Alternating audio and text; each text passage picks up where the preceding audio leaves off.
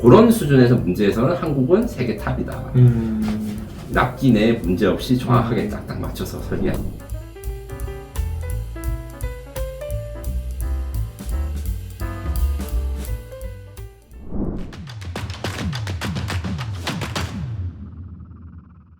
안녕하십니까. 증시각도TV 시청자 여러분, 투자자 여러분 반갑습니다. 네, 여러분이 기다리시던 분이죠. 네, 한국 최고의 밀리터리 전문가, 네, 에비에이션 위크의 김민석 특파원 모시겠습니다. 어서 오십시오. 안녕하세요. 네, 안녕하세요. 한국 최고라니까 너무 부담스럽긴 한데 네. 전문가분들은 많고 저는 그냥 오덕 이 네. 정도로 말씀해 주셔도 뭐 잘 하겠습니다. 자, 이제 오늘 또 재미난 또 우리 경제 산업과 연결된 밀리터리 이야기를 한번 해보도록 하겠습니다. 저희 입장에서 제일 눈에 띄는 이슈 중에 하나는 하나오션이 미국 조선소를 인수했다라는 뉴스였어요. 예, 예. 근데 이제 조선소 사이즈가 그렇게 크지 않다, 그리고 오래됐다, 이렇게 얘기를 들어가지고, 그럼에도 불구하고 뭔가 이걸 통해서 미국 군함을 건조할 생각이 있는 것 같다. 그러니까 하나오션뿐만 아니라 하나그룹 전체가 토탈리한 군수산업 업체로 진짜 미국의 무슨 로키드 마틴이나 또는 그 이상 되는, 왜냐면 육해공을 다 갖고 있으니까 그런 업체가 될 모양이다. 그래서 이제 미국까지 발 뻗는구나. 하나 김승현 회장이 미국 사람하고 친하던데 등등등 온갖 생각이 다 들면서, 이야, 우리 한국이 미국 군함을 만들어준 세상이었구나. 그리고 또 중국한테 미국이 엄청나게 딸렸으니 뭐 군함 숫자가 부족하다는 등등등 막 이런 얘기들이 다 들려오니까, 아, 이거 뭔가 새로운 일이 벌어진 거 아니야? 이런 생각이 들거든요. 네. 결론적으로 요약을 해서 말씀드리면, 저 하나의 그 C레벨에서 이제 미국 진출에 강한 의지를 표시하는 건 맞는데 갈 길은 좀 멉니다. 한 10년, 20년 단위로 보셔야 되지 않을까. 물론 이 시작이 매우 중요한 거라서 이번에 조선소 인수주에 대해서 이제 미국 측의 반응을 봤는데, 미 해군 장관이라고 하시는 이제 카를로스 델 토로라는 분, 제가 이제 실제로 뵈진 못하고 기사로는 많이 뵀는데, 이번에 하나의 조선소 인수를 게임 체인저라고 표현하셨어요. 왜냐하면 그동안에 미국의 조선 산업이 잘 성장하지 못했고 중국과의 대결을 해야 되는데 이게 큰일 났다. 해결법을 찾아야 되는 게 해외 파트너들을 찾자라 해서 이게 찾고 있는 와중에 한국과는 MRO를 중심으로 해가지고 미국의 전투함들의 정비랑 전투 준비 태세를 향상시키기 위해서 도와달라. 이렇게 표현을 하는 게 일단 긍정적인 부분이고요. MRO라는 거는 이제 선박 수리하는 걸 MRO라고 그러죠? 수리, 정비, 유지 보수라고 하는데, 이게 네. 비행기라든가 선박에 둘 다 이야기를 하고, 네. 아주 인력 집약적이고 사람의 노하우가 많이 필요하나, 다만 이제 여러 가지 산업의 특성상 인건비 문제도 좀 있습니다. 네네네. 헷갈리신 부분들이 이제 보도가 좀 섞여가지고 정확하게 정리를 하자면, 네. 처음에 하나가 인수를 하고자 하는 조선소는 오스탈이라는 조선소인데, 이게 호주랑 미국에 둘 다 있는 조선소고, 네네네. 지금 호주에 10조 원짜리 호위한 사업이 있어가지고, 예. 이 오스탈이라는 조선소를 인수를 하면, 예. 호주와 미국의 그 해군 사업에 동시에 진출을 할 수 있겠구나. 네. 그래서 큰 투자를 좀 하나가 모색을 했다가, 네. 이게 여러 가지 국내 미국 법상 이런 걸로 좀 곤란해져서, 네. 대안으로 생긴 게 지금 이제 필리 조선소라는 곳인데, 네. 이 조선소가 매우 큰 것은 아니고, 군함을 만드는 핵심 조선소, 요런 것은 아니지만, 요게를 미국 거점으로 삼아가지고, 미국의 필리 조선소에서 하나오션의 그 노하우와 기술력으로 미국 군함들의 전투 준비를 좀 향상시키고 수리를 해달라. 이게 미국의 요청입니다. 네. 그러면은 미국 국방에 진출하는 게 맞긴 맞네요. 다만 이게 규정 이제부터 시작해가지고 자격을 얻고, 그 다음에 미국, 제일 중요한 게 필리 조선소나 이런 미국 조선소들이 있긴 있는데, 네. 이분들의 퍼포먼스가 사실은 떨어져가지고 지금 문제가 생긴 거거든요. 조선소 배를 만드는 것은 물론 조선소에서 정비를 하고 이런 것들이 미국 마음에 안 들고 점점 이제 배는 녹슬는데 고쳐줄 사람도 없고 수리하자면 한도 끝도 없이 걸리고 요거 고민을 하는데, 미국에 또 존스법이라는 법이 있습니다. 네. 단순히 이제 수리나 뭐 배를 살 때 군함을 살 때나 구매하는 거를 미국 내에서 안 되면 그냥 사오면 되지, 이렇게 하는 게 아니고, 네. 미국 내에서 다 해결을 해야 되는 게 규정으로 있기 때문에, 어떻게 할까요? 미국이 고민하다가 해외의 우수한 조선 기술을 가지고 노하우를 가진 조선소 기업들이 미국에 진출을 해서 미국의 조선소 노동자들을 좀 인간 개조를 하고 퍼포먼스를 높이고 선진 시스템을 도입해 달라, 이런 내용으로 이해하시면 됩니다. 좀 이상한데요, 그러면? 네, 어떤 점이 이상할까요? 아니, 그러니까 그럼 남는 장사가 아니지 않느냐, 한국 입장에서는. 정확하게 이야기를 하면 MRO 자체가 노동집약적 사업이기 때문에 항공기도 비슷한데 사실 인건비가 제일 중요한 부분도 있고 다만 그 MRO라는 게 군함이 굉장히 복잡하지 않겠습니까? 네, 네, 네. 그러면서 이 군함에 대한 노하우라든가 이제 MRO를 맡으면 그 다음 단계로 가는 게 군함 건조로 가는데 군함 건조는 조금 장기적으로 봐야 된다. 이렇게 말씀드릴 수 있습니다. 근데 이미 뭐 하나오션이 원래 한국에서도 한국 군함을 많이 만들고 있었기 때문에 그 노하우는 충분한 거죠. 아, 그럼요. 그리고 하나오션뿐만 아니라 HD 현대조선 둘 다 군함 건조 능력에 대해서 세계 최고고요. 아, 그래요? 예. 그리고 거의 일본과 한국이 미국의 조선 기술 자체를 뛰어넘은 지는 꽤 되었습니다. 아, 그래요? 예. 요거를 이제 간단하게 설명을 드리자면 지금 흔히 말하는 전투함 중에서 가장 강력한 전투함은 이지스함이라고 부르는데요. 네네. 한국 해군은 이제 세종대왕급 이지스함, 그 다음에 일본 해군은 아타고급, 콩고급 이렇게 각자 나라의 이름을 붙여가지고 하고 이번 최근에 정조대왕함이라는 신형 이지스함을 건조했습니다. 이 이지스함에 들어가는 레이더나 무장, 그 다음에 전투 체계라고 하는데 이게 엄청나게 큰 서버실에 있는 서버 컴퓨터 같은 게 있고 네. 그 다음에 그런 여러 가지 컴퓨터에서 그 여러 가지 센서나 거대한 레이더들 다 통제를 하고 하나로 모으고 정보를 모으는 이런 복잡한 시스템이 있고 요거는 미국이 세계 최고예요. 그러니까 전산 시스템은 그 전산 안에 들어가는- 시스템은 네. 근데 요거를 잘 어떻게 운용을 하고 할지에 대해서 미국보다 한국이나 일본이 오히려 잘 건조를 해서 일본도 비슷한 사례가 있었다고 들었는데 한국에서 처음으로 이지스함을 건조할 때 미국 조선소나 미국 방위사업계는 이거 잘 안 될 것 같아 했는데 오히려 공정을 개선하고 동기를 단축하고 그 다음에 이제 군함이 블록별로 조립했을 때 단차라든가 아니면 무기를 실으니까 일반 상선보다 충격이라든가 뭐 흔들거리 이런 거에 대응을 많이 해야 되거든요. 그러겠죠. 그런 게 한국이 훨씬 뛰어나서 미국이 배워간 적도 있고 네. 이게 굉장히 놀랬다는 부분이 있습니다. 아, 그러면 일본 뭐 조선소가 많이 쇠퇴했다 해도 기술력은 그대로 있어서 일본도 군함을 잘 만들 수 있는 나라인가요? 네, 그렇고 그 관점에서 이제 우리나라랑 비슷한 에피소드를 일본의 군사 전문가들도 이야기를 하고 그들의 요구사항이라든가 이건 좀 더 미국이 원본 디자인이 있지만 우리는 좀 더 다르게 해볼래 이렇게 도전한 것도 있었는데 이렇게 된 이유가 또 네. 하나 있는 게 미국이 군함의 기술력을 사용해가지고 적들보다 먼저 기술적인 퀀텀 점프를 하는데 한번 실패를 한 적이 있었어요. 그리고 그걸 아직도 복구를 못하는 상황입니다. 원래는 그 이지스함이라는 게 나온 지 30년이 넘은 굉장히 오래된 체계지만 지금도 세계 최고의 전투함은 이지스함이라고 통용되는데 네. 1980년대 초반에 이 이지스라는 전투함이라는 개념이 나오면서 이제 90년대 후반에서 이제 미국이 두 가지로 새로 그 차세대 전투함 계획을 시행했다가 다 실패를 하고 그러면 90년대부터 만들던 이지스함을 2000년대도 만들고 2010년대도 만들자 이렇게 봤어요.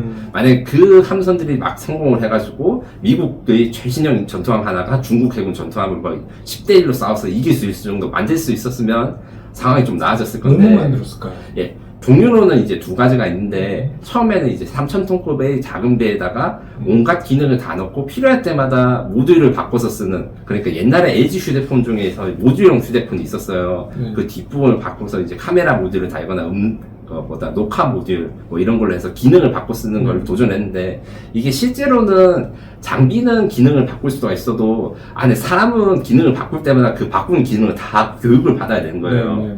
그리고 자동화를 많이 하겠다 해가지고 자동화는 성공했는데 배는 이제 탱크나 비행기랑 다른 결정적인 차이가 하나 있습니다. 배는 집이라는 거예요. 그래서 사람을 줄여놓고 최신 기술을 다 넣었는데 청소는 누가 해죠? 배에 불 나면 어떻게 불을 끄지? 사람이 너무 없는데 그 다음에 모듈을 바꿔 나니까 각자의 모듈이 배우려면 한 3년씩 걸리고 3개를 다 배우면 9년 걸리는데 그 배운 사람이 전역을 하고 뭐 이런 문제들이 있었고 그다음 최신 기술을 너무 선진적인 거를 진입을 하려다가 뭐 스텔스 기술을 전면적으로 도입해가지고 중국군의 레이더에 잡히지 않게 만들다 만든 것 같은데 가격이 한 예상했던 것보다 3배씩 뛰어.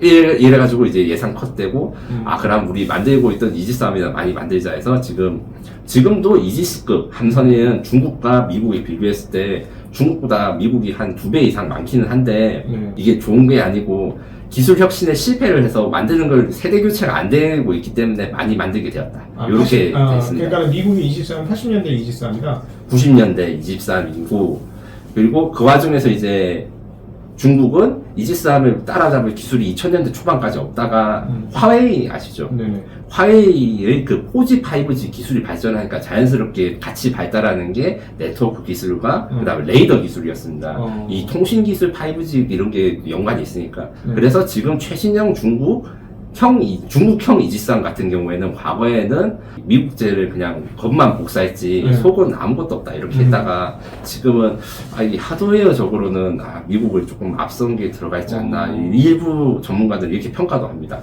그럼 미국 이지스함하고 중국 이지스함하고 붙으면 누가 이겨요? 지금은 미국이 이기는데 중국이 언제 또 더 한 세대 더 발전된 걸 놓을지 모르겠습니다. 왜냐하면 무기라는 거는 보통 이제 전투기라든가 탱크 같은 거는 세대라는 게 있어요. 1세대, 2세대, 3세대, 4세대 전투기 이야기를 하는데 4세대 전투기랑 5세대 전투기랑 싸우면 5세대 전투기가 일방적으로 이기고 3세대 전차랑 2세대 전차랑 싸우면 일방적으로 3세대 전차가 이겨요. 그래서 이 퀀텀 점프가 있어서 세대 구분을 하는데 군함 같은 경우에는 이게 적용이 안 된 거죠. 미국의 전차나 뭐 전투기나 이런 것들은 이 퀀텀 점프가 돼가지고 상대국에 대해서 기술 우위를 만드는데 군함은 이게 슬슬 위험한데? 까지 오게 된 거죠. 그래요? 네. 근데 한국이 그럼 이지스함 장악한다 그러잖아요. 네. 그럼 한국이 이지스함하고 중국이 이지스함이나 미국이 이지스함 붙으면 어떻게 돼요? 요거 같은 경우에도 이제 사실은 모른다가 정답인데 그래도 최대한 쉽게 말해주면 한국의 이지스함은 한국군이 예산이 부족한 특성 때문에 한 가지 특징이 있습니다. 원래 이지스함은 그 신의 방패라 해가지고 그리스 신에서 무슨 방패를 든 여신이었나? 뭐 그런 그걸 상징하는 거고 방어 위주의 전투함인데 한국의 이지스함 같은 경우에는 공격 기능을 좀 강화를 해서 이제 미국 이지스함이나 일본 이지스함보다 공격용 미사일 더 많이 탑재합니다. 그게 차이점이 있습니다. 방어력은 비슷한데 대신 그럼 이긴다는 얘기네? 예, 그렇죠. 대신에 숫자가 적어요. 일본은 지금 8척에다가 더 만들고 있고 우리는 이제 4척. 그리고 미국 같은 경우에는 60척 이상을 건조하고 있고 그 중국도 이제 30척 이상 하고 있기 때문에 숫자적으로는 그럼 미국이 제일 많네? 미국이 아직까지 많은데 문제는 중국이 조선 사업이 발달된 것도 있지만 저는 이게 그 중국 조선소 살리기 일환인 것 같은데 상하이라든가 이런 민간용 조선소 도쿄에다가 군함들만 쫙쫙 찍어대고 있어요. 그리고 그 속도가 미국의 2배 이상이다. 굉장히 어려웠거든요. 뭐 거의 다 망해가고 있었던 상황이에요. 그래서 격차가 점점 줄어들고 있어서 미국의 전문가들에 따르면 뭐 좀 긍정적인 분들은 2040년, 뭐 부정적인 분들은 2030년에 중국의 해군력이 역전하는 거 아니냐 이렇게 말을 하는 거고 척수 그러니까 톤수가 아니고 그 군함의 대수로 봤을 때는 이미 중국이 이겼습니다. 지금 말씀하신 건 총 중량 기준으로 미국이 사이즈가 크다는 거고 큰 배가 많다는 얘기군요. 예, 그렇죠. 작은 잘 자란 거는 중국이 많다. 잘 자란 것까지 다 포함해서 하면 척수는 중국이 더 많다. 근데 대형 전투함은 아직까지 미국이 많으나 이게 짧으면 10년, 길면 20년 안에 중국이 역전될 것이다. 이런 위기감이 굉장히 팽배해 있습니다. 우리가 이제 조선 기술을 보면은 조선의 이제 단순한 컨테이너선이라든가 벌크선이라든가 이런 것들은 이제 우리가 마진 너무 안 나기 때문에 중국 애들한테 그냥 넘겨주는 입장이고 그러다 보니까 수량 기준으로는 조선 총량이 중국이 1위를 가지고 가고 우리는 이제 금액 기준으로 상당히 높은 수준 그러니까 LNG선이라든가 LNG 운반선이라든가 LNG 운항선이라든가 엔진선 뭐 이런 것들로 이제 조금 더 높은 하이테크를 갖고 가거든요. 예, 맞습니다. 비슷한 걸로 지금 유럽이나 미국 조선소도 지리멸렬하긴 하지만 몇몇 조선소들이 아주 비싼 요트라든가 그런 고급 배들을 만드는 데는 이제 톤당 가격으로는 그쪽이 사실 아직도 세계에서 탑을 먹고 있는 걸로 알고 있습니다. 그러니까 유럽에서는 그 소위 말하는 유람선, 요트 뭐 이런 유람 엄청나게 큰 유람선 이런 걸 만드는 거죠. 한국이 그러면은 군함의 전력은 굉장히 뛰어나다. 군함을 만드는 능력 그러니까 제조 능력 QC랑 QA가 뛰어나다. 일정한 품질로 사고 없이 그 다음에 이제 배라는 게 결국엔 건축과 비슷하거든요. 너무 커서 그래서 틀림없이 단차가 생기거나 문제가 생기거나 조립을 하고 났는데 그 안에 뭔가 서버나 장비를 넣어야 되는데 문이 너무 작아가지고 안 들어가. 어떻게? 그러면 다시 잘라서 장비를 넣고 다시 용접을 하고 이런 경우가 실제로 있어요. 군함을 만들면서 그리고 이러면 이제 몇 달씩 지연되고 이자는 늘어나고 이러면서 코스트가 상승하면서 문제가 있는데 그런 수준에서 문제에서는 한국은 세계 탑이다.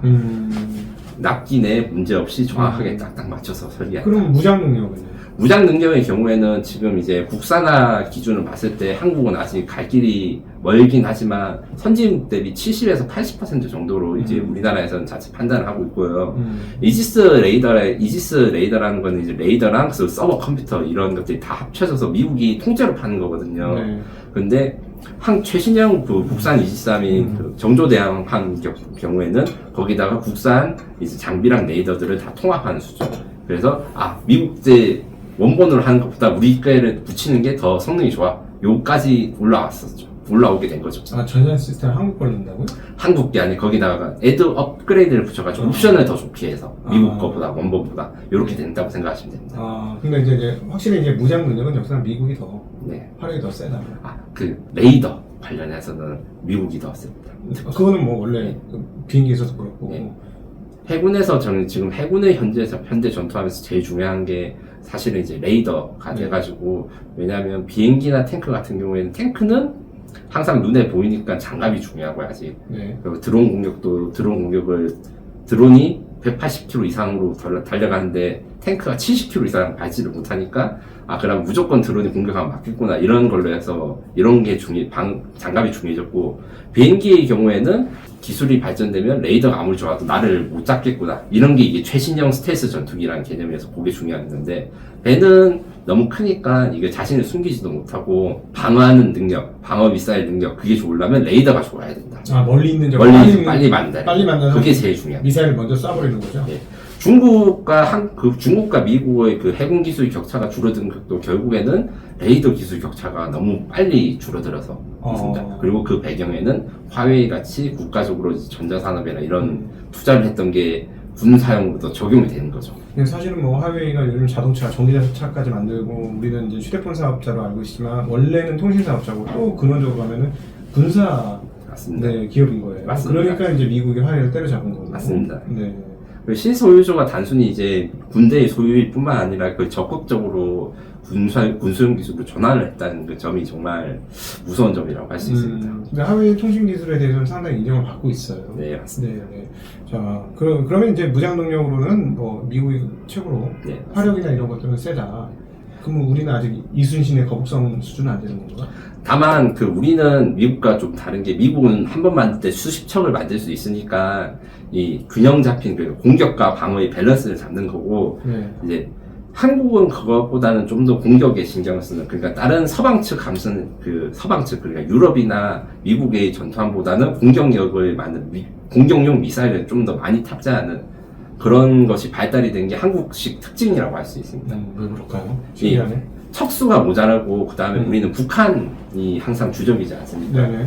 이게 지금 다른 나라와 우리랑 다른 게, 유럽이나 프랑스나 영국, 이탈리아 같은 나라들이 전투함을 만들면 전쟁이 난 걸 생각하는 게, 저 멀리 있는 식민지 같은데 태평양에서 싸우고 이런 건데, 우리는 바로 앞에 있는 북한을 공격해야 되고 표적을 때려야 되는데, 공군 전투기나 육군의 미사일로는 부족하다, 해군도 도와달라 해서 90년대 초반부터 이런 요구가 있어서 지금 2000년대 이후 만드는 현대적인 전투함이라고 하는 호위함급이라든가 구축함들은 다 지상공격용 미사일이 대량으로 탑재되어 있는데, 미국이나 일본도 이렇게 비슷하게 돼 있긴 하지만 우리나라가 좀 더 수량이 많고, 그리고 방어용 미사일은 아직까지는 이제 국산화가 반 정도밖에 덜 됐는데, 공격용 미사일은 거의 다 국산화가 되어 있습니다. 이걸 크루즈 미사일이라 하거나 탄도 미사일이라 합니다. 그러니까 우리는 연근에 딱 오는 순간 포착해서 이렇게 공격하는 거는 굉장히 빠른 거네요. 바로 앞의 적들의 지상을 공격하는 능력, 그런 것들이 빠릅니다. 그렇군요. 그러니까 어떻게 보면 외군의 침략을 받았을 때의 그 방어 능력은 꽤 있다, 이렇게 볼 수도 있겠네요. 그러니까 우리가 막 멀리 가서 공격하기에는 예를 들어 기름도 모자르고 그럴 수도 있지만 오는 적들에 대해서는 딱 해군력이 딱 거북선하고 똑같네. 네, 그래서 영국 해군이나 프랑스 해군들이 항공모함도 있고 원해 작전 능력이라 해가지고 지구 반대편까지 가서 전쟁을 치를 수 있는 능력은 한국 해군보다 뛰어난 건 맞는데, 지금 당장 우리 국토를 방어하고 이런 거에서는 이제 영국 해군의 화력보다 한국 해군의 화력이 더 강하다, 이렇게 말을 할 수도 있습니다. 배에서 지상을 공격하는 요 능력들이 지금 최근 21세기 들어서 중요해졌는데, 한국이 약간 트렌드를 선도한 느낌이 있습니다. 일본이 이거를 좀 늦게 따라가는 경향이 따라오고 있고요, 지금. 그렇군요. 야, 그럼 우리가 또 아주 근해 우리는 강대국들이 주변에 둘러싸여 있으니까 뭐 러시아도 있고 네. 중국도 있고 네. 일본도 있고 진짜 막강한 전력들이 그러니까 세계 그 미국을 빼고 1, 2, 3 펀치가 주변에 다 있으니까 네, 맞습니다. 사실은 지금 우리가 북한과의 이런 대치 상황이긴 하지만 만에 하나 외국에서부터의 공격도 있는 거니 있을 수 있는 네. 거니까 네. 그럴 때도 방어가 되겠네요.